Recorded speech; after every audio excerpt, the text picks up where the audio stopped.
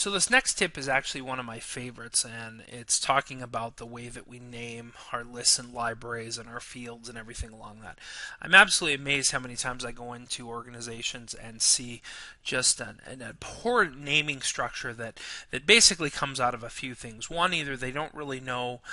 what to name things, but probably more importantly where it comes out of is what I like to call the IT effect. Otherwise, the person doing the production of the system is either from IT with a network and database background or a dev with a developer's background, and really treats lists and libraries way too much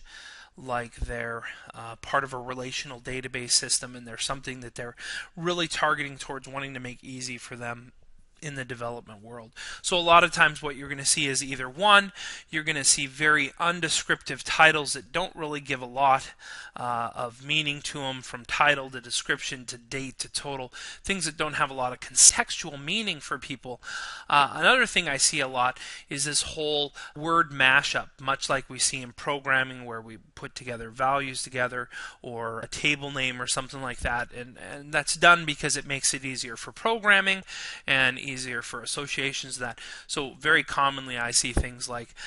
where you see this associated client here, the list name and that. But the reality is, from a user standpoint, when I'm trying to use something, what we really need is things that are very clear and concise. So switching over to our good description, you'll see that now we have very descriptive fields. The description field is still the same, but we have very descriptive fields including date of expense, expense amount, what these really mean in that, which gives people a very clear understanding of what they're going there for. The other thing that you see is that now if I was actually going through there without those kind of mashed up words, it's a lot easier